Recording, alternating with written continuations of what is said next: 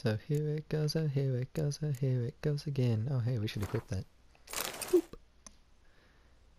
And don't have any bombs. Okay, so that's Tawny Owl, and now we have Swallow. Good to know.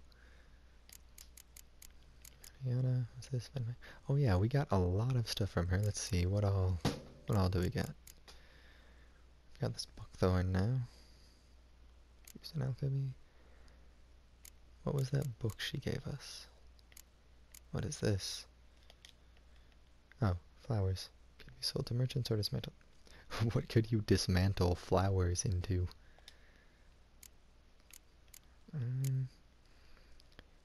She gave me a book. Was it this one? Yes. Of Sweat and Blood. Bestiary entry added, huh? Of Sweat and Blood. A veil hangs between the world men see. And, okay, this is dramatic. A veil hangs between the world men see, and the one they cannot. This veil blocks the dead from the view of the living, and the living from the view of the dead. Some mages can break through this veil and communicate with the dead, or else summon them to the world of the sun for short periods of time. This is the art known as necromancy.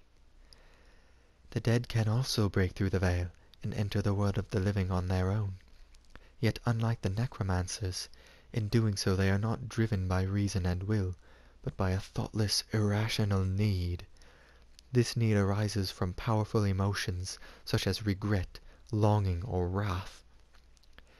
Very often these emotions gain their power by being invested in a material object by the dead individual while he or she still knew life. The object most frequently so endowed, wedding rings, favorite toys, or the instrument used for the crime which sent the returned individual to the other world in the first place. Boom, boom, boom! Alright, so we've got a few swords and stuff to sell. Alright, anything else? She gave me a lot of other stuff, like some alchemy stuff. Let's see, anything? Okay, that's Dwarven Spirit. Right, Night Wraith decoction. Maximum vitality is increased with each foe killed. Huh. This increase lasts until he meditates or fast travels. Oh, wow. That's actually... wow. That's actually pretty cool. Provides complete immunity to Noon Wraith attacks. It would seem. Oils, potions... Alright, so I guess that's that. Where are we going now? The Beast of the White Orchard, of course. Before we do that, though, I want to figure out, see what this is over here.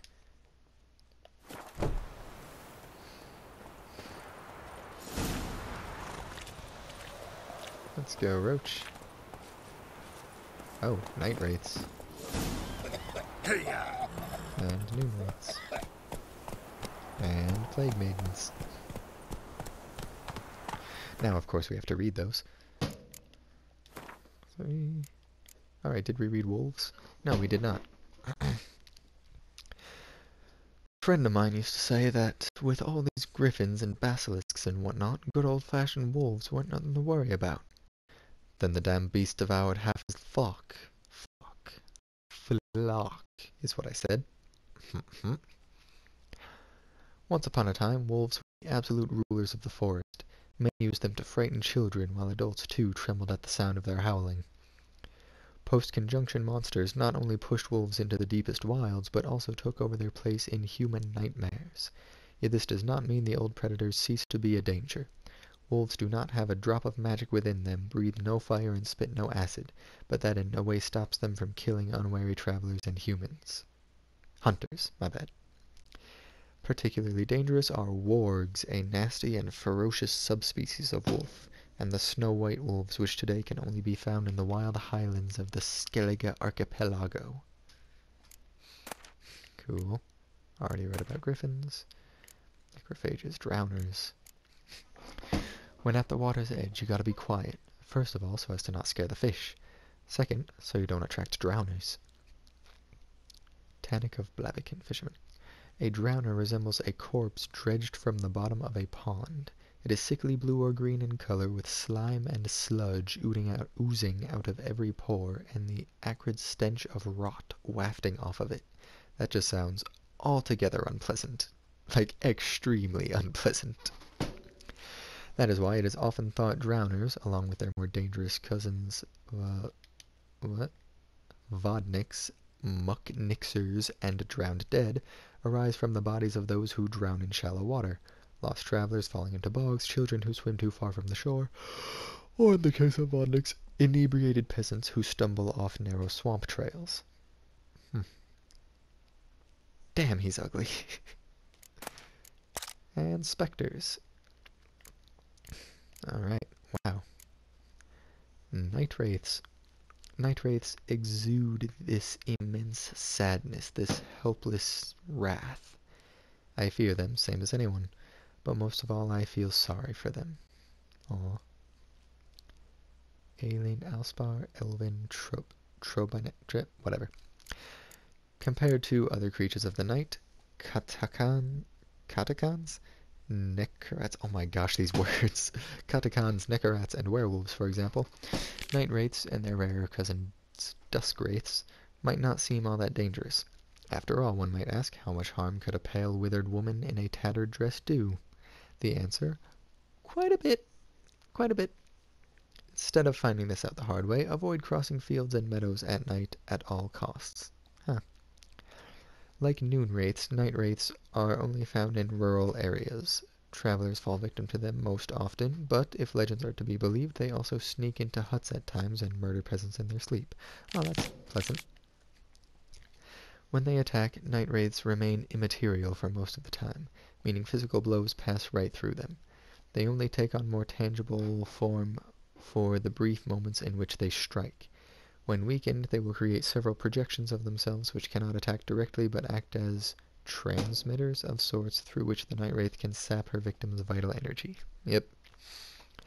Night wraiths can turn immaterial and are at such times very difficult to wound.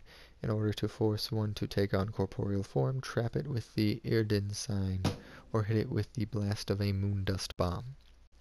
Do not believe the old wife tales, and think yourself completely safe from night wraiths during the day. They appear under the light of the sun as well, but are much weaker than after dusk.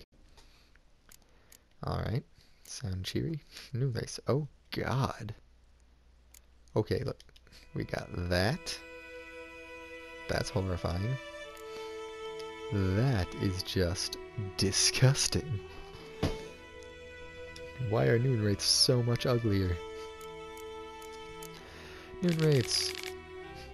Despite what is commonly thought, peasants do not interrupt their labors at midday to get out of the sun. They do it to avoid noon wraiths.